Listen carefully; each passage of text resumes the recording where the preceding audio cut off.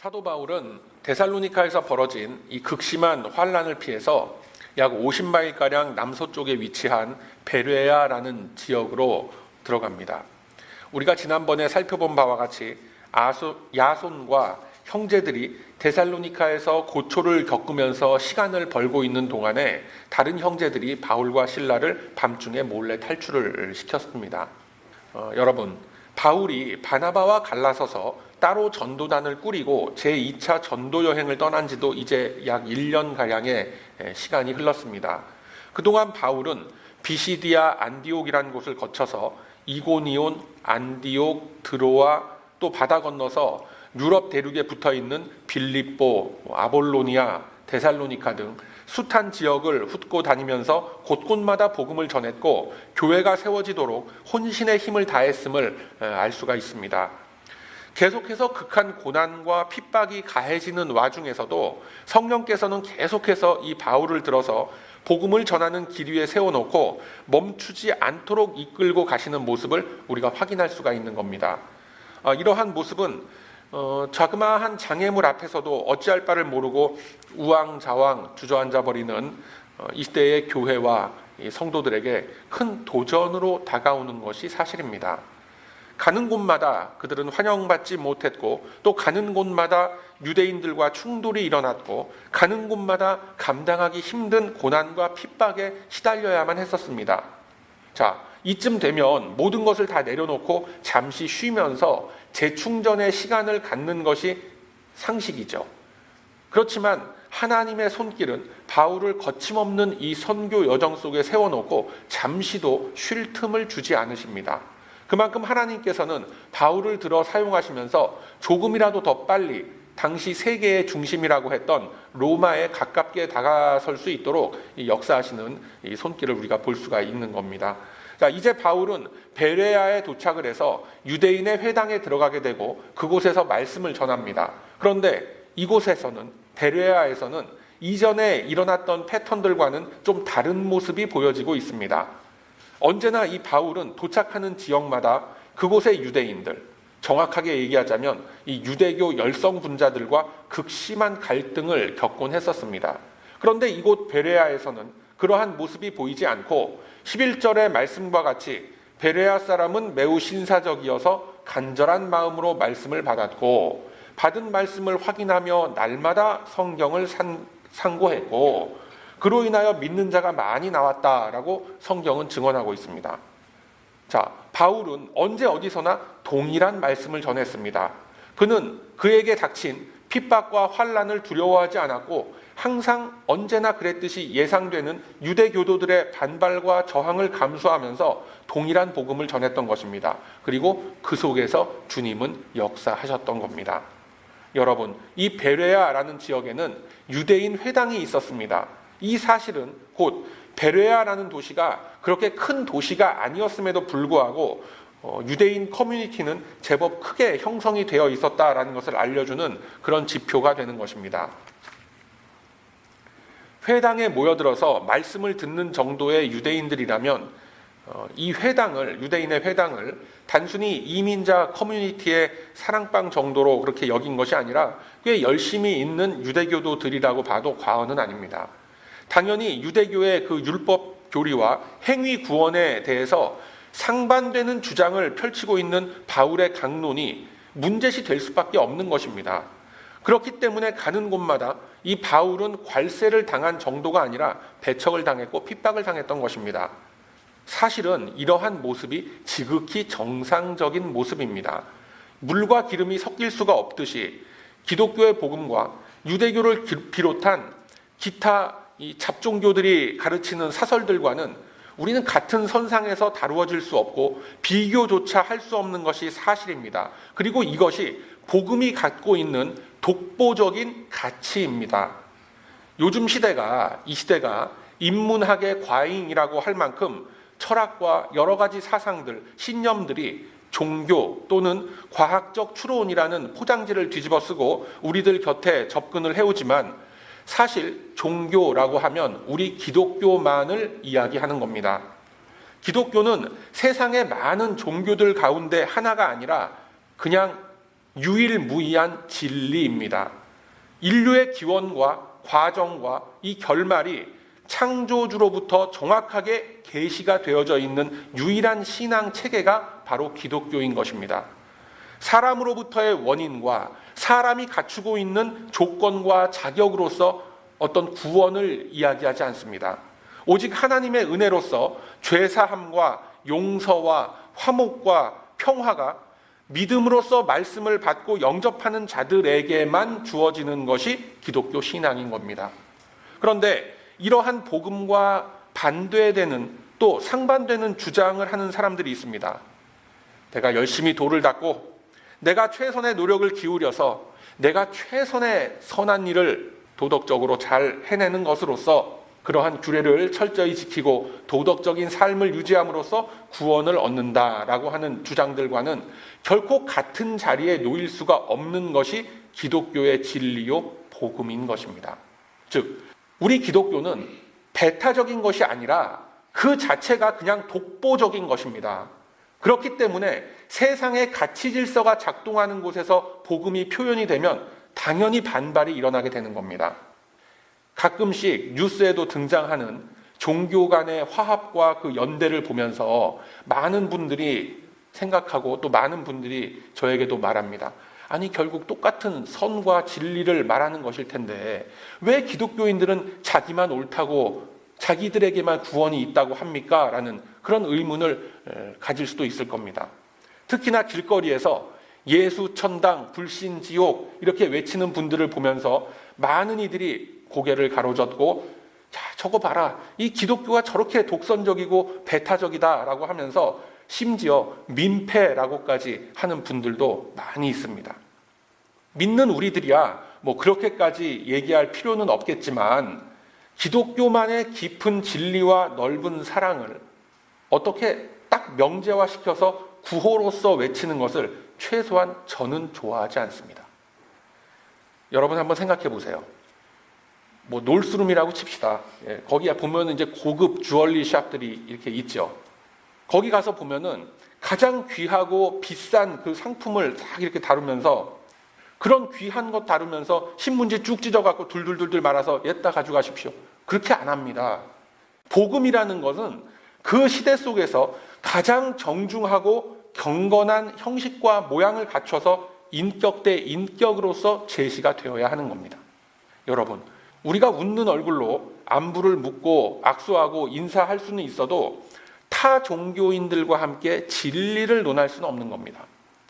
종교 간의 일치라는 말도 있기는 한데 전혀 다른 인식의 토양과 가치 질서 위에 세워져 있기 때문에 우리가 그 승려들과 함께 뭐 웃으면서 악수는 할 수 있을지 몰라도 함께 강단을 교류하거나 할 수는 없는 겁니다. 이것은 배타적이고 독선적인 것이 아니라 바로 우리가 기준이고 우리가 원조고 우리들만이 정통이기 때문에 그런 겁니다. 분명히 기억하시길 바랍니다. 창조주 하나님께서 직접 계시하신 말씀을 가지고 있는 존재는 우리들의 교회와 이 성도들밖에 없는 겁니다. 제 아무리 날고 긴다는 이 세상의 철학과 여러 가지 경전들도 결국은 인간이 깨달은 것과 지혜를 정리해 놓은 것일 뿐입니다. 세상의 창조와 기원에 대해서는 아무런 답을 내놓지 못하고 있는 겁니다. 여러분 한번 생각해 보세요. 이 교회 건물이 지금 이렇게 있습니다. 이 교회 건물이 그냥 자동적으로 이렇게 지어진 것이 아닙니다. 누군가의 뜻이 세워져서 이 재료들을 다 사와서 이 자리까지 가져다 놓았고 또 누군가의 땀과 노력과 노동력이 더해져서 바로 이 건물이 세워지고 또 이 건물의 용도는 하나님을 예배하는 목적으로서 그렇게 사용되게 된 겁니다.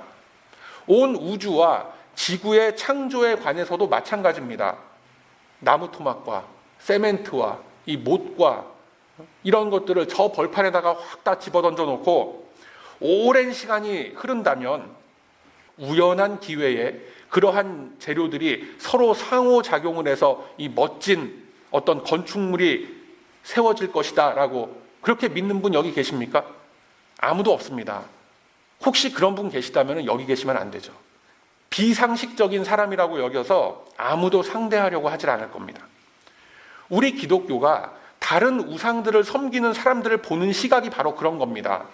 그렇기 때문에 오늘 본문은 우리들에게 여러 가지 의문을 던지고 있는 겁니다. 상대할 필요가 없는 그런 존재들을 언제나 환영받지 못하고 또 갈 때마다 핍박을 당하면서, 아니 사도 바울이 도대체 뭐가 아쉬워서 왜 자꾸만 유대인 회당을 그렇게 찾아 들어가는 것일까? 단지 복음을 전하는 소명이다라고만 하기에는 이 모순이 있습니다. 그게 뭐냐면 애초에 바울은 이방인을 위한 사도로서 부르심을 입은 사람입니다. 유대교 회당에 갈 필요가 없는 거예요. 그렇다면 그냥 이방인들을 위한 자리를 딱 만들어서 초청을 딱 해서 이방인들을 모아서 말씀을 전하면 되지 않았겠나라는 그런 의문이 듭니다만, 바울이 유대인의 회당에 들어가기를 고집했던 이유는 바로 그곳에서 자연스럽게 말씀을 전할 수 있는 기회가 주어졌기 때문에 그렇습니다. 이 유대교의 회당이라는 것에 대해서 우리가 조금 알 필요가 있는데, 이 회당이라는 것은 예루살렘의 성전과 달라서 말씀의 강론이 주를 이루는 곳이었습니다. 회당마다 회당장이 있어서 매 안식일마다 정해진 그 성경 구절을 읽고 그 구절에 대해서 강해를 해서 의미를 풀어줄 사람을 찾곤 했었습니다. 그래서 예수님께서도 회당에 들어가시면 말씀을 펴서 읽고 그 말씀이 어떻게 성취가 되었다라는 것을 해설했다라고 복음서의 여러 장면에 기록이 되어 있지 않습니까? 바울 역시 가는 곳마다 그 기회를 놓치지 않았고 당시 읽었던 그 구약의 말씀이 예수님에 의해서 성취가 되어서 그가 바로 그 예수님이 우리들의 구원자가 되셨다라는 말씀을 선포한 겁니다. 성경에 대한 해석은 유대인들과 사도 바울이 전혀 다르지만 어찌되었건 구약 성경을 들고 그 성경에 대한 그리스도의 강림과 그로 인해서 이 땅에 세워진 하나님의 나라를 선포할 수 있는 기회가 주어졌음에 바울은 최대한 그 기회를 이용해서 말씀을 전했던 겁니다. 그 속에서 당연히 반발도 있었고 대립되는 의견과 또 핍박들도 있었지만 그 안에 함께 참여해 있는 상당수의 이방인 출신들은 바울의 강론에 귀를 기울였고 이들이 초기 기독교를 이루는 데 있어서 큰 역할을 한 것이 이게 역사적인 사실인 겁니다. 그리고 더욱 중요한 사실은 이 바울은 복음의 기원과 그 뿌리를 찾아 들어간 것입니다. 애초에 이 복음이라는 것은 먼저 제사장 나라로 부르심을 입은 아브라함의 후손 이스라엘에게 주어진 것입니다. 비록 그들이 잘못된 사고와 관점으로 성경을 왜곡을 했지만 여전히 하나님의 마음은 그들을 포함한 예비된 백성들을 구원하시기 위해서 절절한 그 사랑으로 가득 차 계셨던 겁니다. 열왕기하 23장 13절 이하의 말씀에 이렇게 증거하고 있습니다. 여호와께서 아브라함과 이삭과 야곱으로 더불어 세우신 언약을 인하여 이스라엘에게 은혜를 베풀어 긍휼히 여기시며 권고하사 멸하기를 즐겨 아니하시고 이때까지 자기 앞에서 쫓아내지 아니하셨더라 라고 기록합니다. 이 말씀은 구약의 시대가 끝남으로 인해서 그 효력이 다 없어져 버린 것이 아니라 예수님의 성육신으로서 완성되어진 겁니다. 그래서 그 안에, 그 말씀 안에, 그 말씀을 근거로 기초로 해서 저와 여러분이 부름받은 겁니다. 로마서 11장 18절 이하에서는 말씀하시기를 우리 같은 이방인 성도들은 원 가지가 꺾인 나무에 접붙임을 당한 가지이며 그 접붙임을 당한 가지가 자라날 수 있는 원동력은 바로 뿌리로부터 올라오는 진액을 받기 때문에 그렇다라고 설명합니다. 그러면서 원 가지조차 꺾임을 당할 수가 있는데 접붙임 당한 너희들은 어찌하랴라는 그런 말씀을 주심으로써 은혜를 입고도 그 은혜에 합당한 삶을 살아내지 못하는 자들을 향한 경고의 말씀을 주시는 것을 우리가 볼 수가 있습니다. 이같이 바울이 비록 이방인의 사도로서 부르심을 입은 사람이었지만 그가 받은 믿음의 뿌리를 경홀히 여기지 않았다라는 거예요. 그리고 그러한 그의 태도로 인해서 바울이 들어간 그 베레아의 회당에서는 큰 마찰 없이 복음이 전해질 수가 있었습니다. 그로 인하여 바울도 자신의 소명에 대해서 스스로 격려가 되고 위로가 되었던 중요한 전환점을 이루게 됩니다. 여러분 한번 생각해 보시기 바랍니다. 우리 이 성경 말씀에 구구절절한 디테일한 내용들은 많이 생략이 되어 있긴 합니다만 바울이라고 해서 곤비치 않았고 바울이라고 해서 낙심하는 마음 들지 않았겠습니까? 사람 다 똑같은 거죠. 그러나 때로는 이 베레아의 사람들과 같이 말씀을 함께 상고하며 호흡하며 자신의 강론을 받아들이는 사람들과 함께 하면서 바울도 격려를 얻고 그 다음 사역을 위한 재충전이 되기도 했고 다 그렇게 된 겁니다. 바울의 이러한 모습을 보시면서 하나님께서는 베레아 사람들의 그 마음을 너그럽게 해주셨고 이제 한동안 좀 지쳐 있었을 법한 그 바울의 마음속에 위로와 격려를 주셨던 겁니다. 그리고 이러한 베레아 사람들의 신중한 그런 성향들은 바로 그 사람들이 받은 은혜인 것입니다. 제 아무리 복음을 선포하고 목이 터져라 외친다 한들 그 마음의 문이 열려있지 않고 영혼이 깨어있지 않으면 결코 귀에 들어오지 않습니다. 베레아 사람들이라고 해서 모두 다 그 말씀을 듣자마자 그냥 감동감화가 되고 바울의 모든 그 강론들이 다 은혜가 되고 그랬겠습니까? 그렇지 않습니다. 그래서 본문 11절의 말씀을 자세히 보면 간절한 마음이라는 어절이 나옵니다. 이것이 바로 베레아 사람들에게 임한 하나님 손길의 흔적인 것입니다. 간절한 마음, 갈급한 마음. 하나님이 어루만져 주시고 영혼이 열리게 되고 그렇게 되면 간절한 마음이 생기게 됩니다.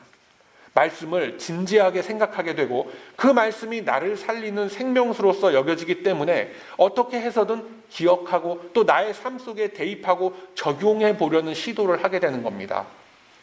베레아 사람들은 바로 이 마음이 있었기 때문에 그들이 진작에 가지고 있었던 유대교의 가르침과는 좀 다른 그런 말씀임에도 불구하고 그 말씀을 받고 그것이 진정 그러한가라는 의문을 품고 말씀을 상고했었던 것입니다.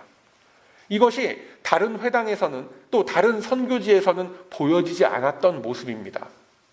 간절한 마음이 생겨나면 메신저에 주목하지 않고 그 메시지에 주목하게 되는 겁니다.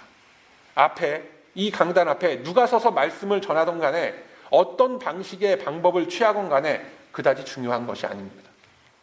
그 선포되는 말씀에 대한 갈급함이 있으면 그 영혼은 옥토밭에 뿌려진 씨앗과 같이 줄기를 뻗고 곧게 자라나게 될 것이고 일그러진 마음으로 딱 앉아서 째려보면서 듣고 있으면 제 아무리 좋은 말씀도 마이 동풍이 되어버린다라는 거예요.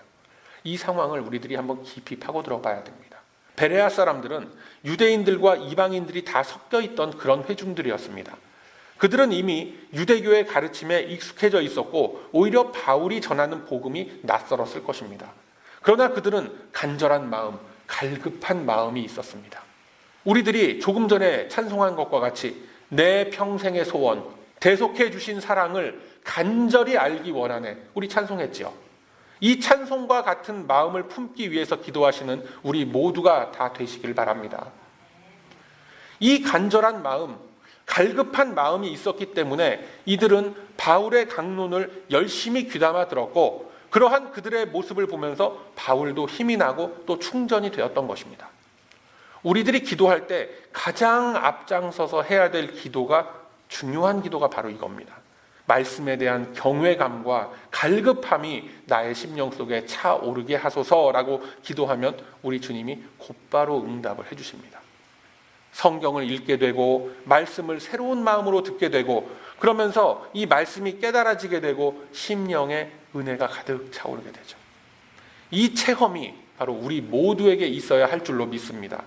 이것이 바로 신앙생활의 기초며 본질이 되는 겁니다.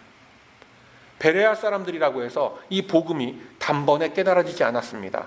11절 말씀 하반부에 보면 이것이 그러한가 하여 날마다 성경을 상고했다라고 했습니다. 이게 무슨 뜻이겠습니까?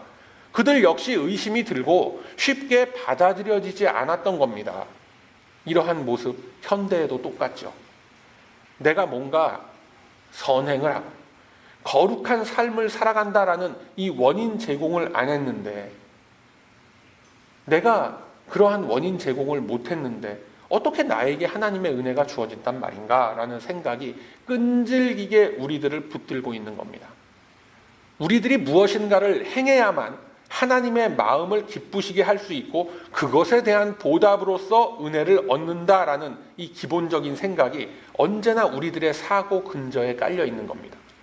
간단히 말해서 아니 내가 일을 하지 않고 어떻게 빵을 얻을 수 있단 말인가? 내가 착한 일을 하지 않고 어떻게 칭찬과 상을 받을 수 있단 말인가? 라는 우리의 인생 속에서 터득되어진 방법들이 언제나 우리들을 복음의 원리에서부터 멀어지게 하고 하나님의 절대적인 주권의 역사를 의심하게끔 하는 겁니다. 나와 하나님과의 관계 속에서 이 문제에 대한 의문이 해결되지 않는 이상 언제나 이 유대교적인 사고에서 우리들 역시 헤어나올 수가 없는 겁니다. 불교나 유교나 이 기독교를 제외한 모든 세상의 가르침이 다 똑같습니다. 도덕과 윤리로 인한 나의 수련, 마음 수련 뭐 이런 거를 말하는 겁니다. 그런데 우리 기독교는 달라요. 내가 주님을 알기 전부터 나를 예정하시고 복중에서부터 창세전부터 나를 예정하시고 택하신 하나님의 주권적인 섭리가 나를 붙드사 오늘 이 아침에 저와 여러분을 이곳에까지 나오게 해서 하나님을 예배하는 자리에 세우셨다라는 것을 믿는 그 믿음이 저와 여러분을 구원한 겁니다. 이것이 믿음이라고 말하는 그 믿음의 실체가 되는 거예요. 의인은 믿음으로 구원을 얻는다. 굉장히 추상적이죠. 바로 그 추상적인 것의 실체가 바로 이 믿음이다라는 거예요. 이해가 되세요? 제가 다시 한번 말씀드릴게요. 내가 주님을 알기 전부터 나를 예정하시고 어머니 뱃속에서부터 창세 전부터 나를 예정하신 그 하나님의 섭리가 오늘날 나를 이곳에까지 이끌어 주셨다라는 것을 믿는 그 믿음으로 우리는 구원을 얻었다라는 것입니다. 이게 우리 보수신앙이 가르치는 성경의 아주 중요한 원리가 되는 겁니다. 이게 바로 하나님의 예정을 가르치고 있는 거예요. 바울이 베레아에서 선포한 복음이 이런 겁니다. 구약 성경 속에서 숱한 사사들과 장군들과 왕들이 등장을 해서 이스라엘을 지켜냈지만 결국 어떻게 됐습니까? 하나같이 결국은 용두사미와 같은 모습으로 흘러갔었음을 설명했던 거죠.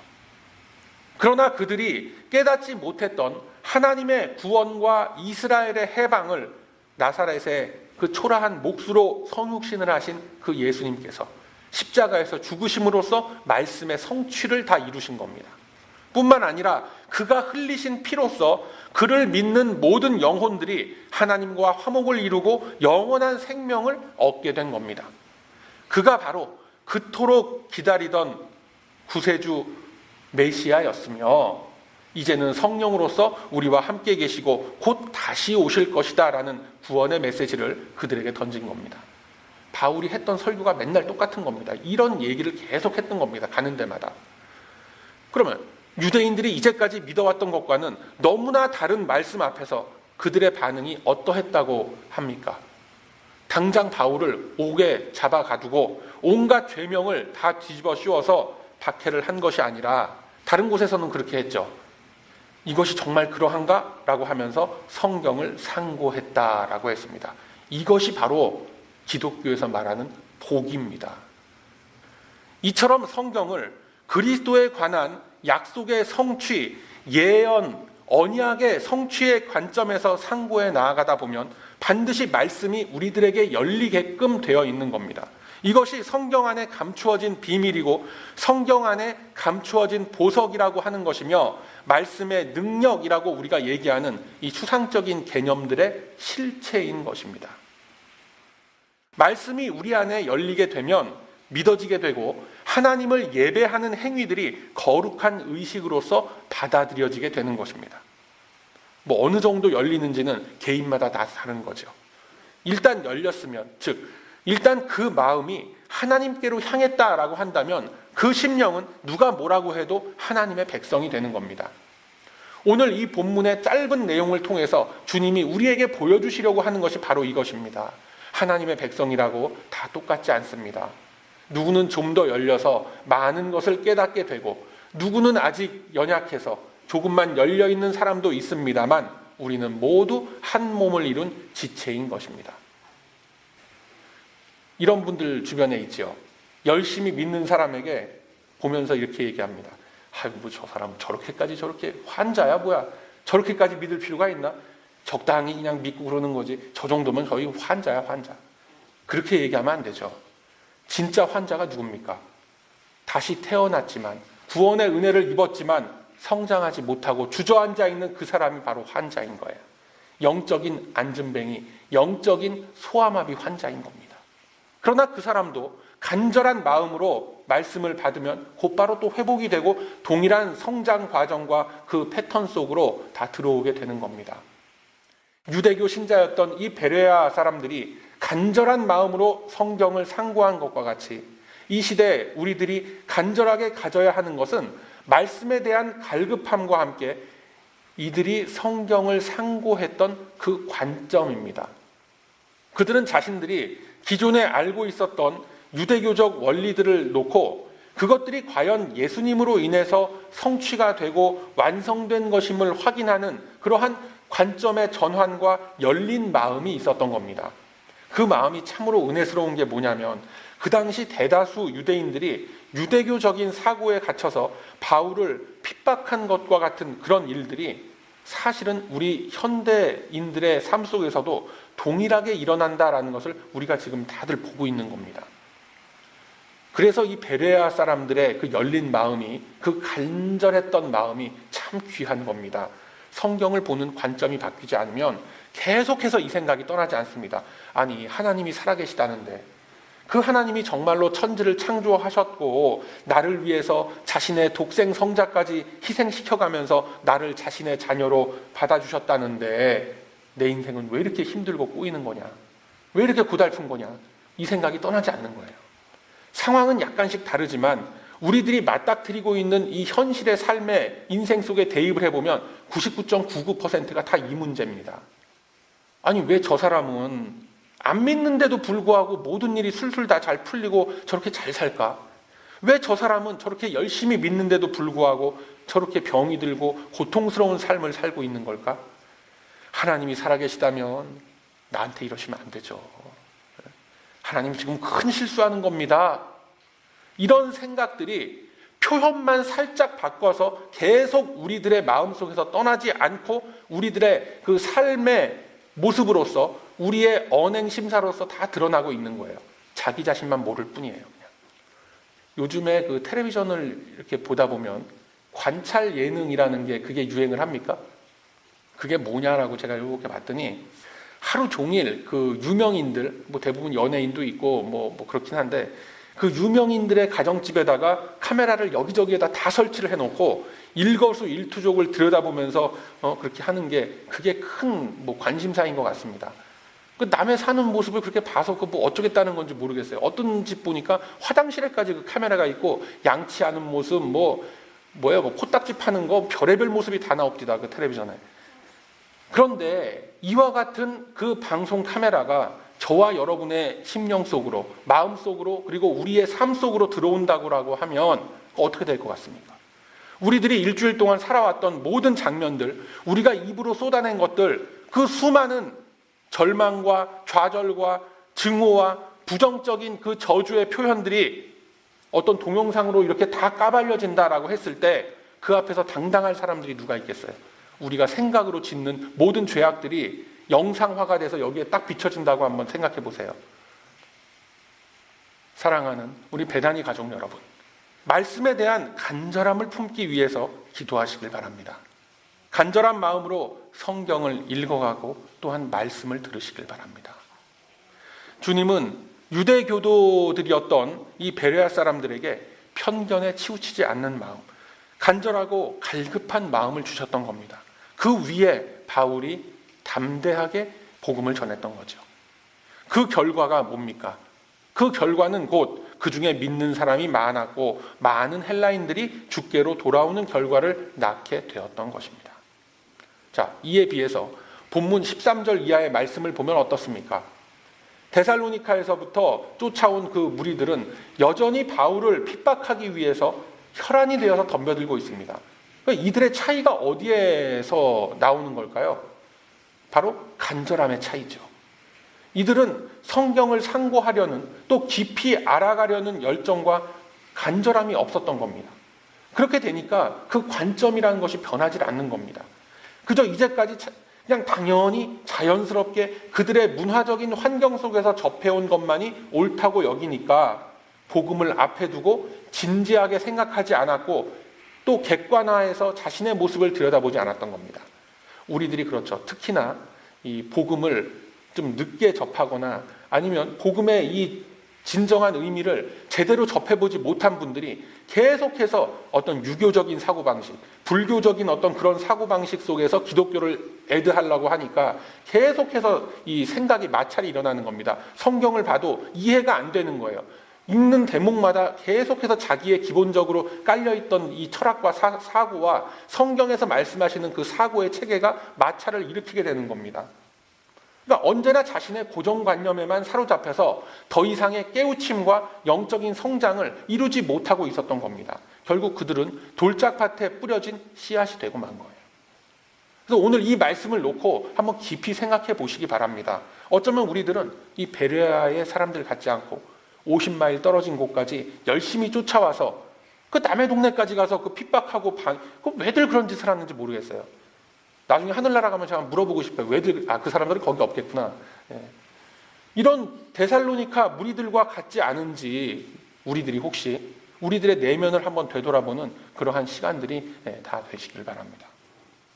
간절한 마음으로서 말씀 앞에 다가서는 그 심령들을 주님은 그의 사자들을 보내셔서 깨닫는 은혜를 허락하셨음을 성경은 숱한 사례를 들어서 우리에게 보여주고 계십니다. 빌립을 만난 에디오피아 내시가 그랬고 엠마오로 가던 두 제자들이 그랬습니다. 그들은 말씀을 바르게 깨닫기를 원했고 그 말씀으로서 살아가기를 원했던 존재들이었습니다. 오늘 이 말씀을 받는 우리들도 그 말씀의 능력을 맛보는 체험을 다 같이 나누기를 소망합니다. 부르신 당신의 백성들을 결코 내버려 두시지 않으시는 우리 주님의 역사하심은 간절한 마음으로서 이 말씀의 은혜를 사모하는 심령들 속에 언제나 큰 능력의 역사를 허락해 주실 것입니다. 그래서 이 확신을 가지시고 오직 말씀을 깊이 상고하는 자리에 서시기를 바랍니다. 그곳에서 주님을 만나는 체험을 하시기 바랍니다. 오직 말씀을 통해 역사하시는 우리 하나님의 손길은 간절한 마음으로 말씀을 품는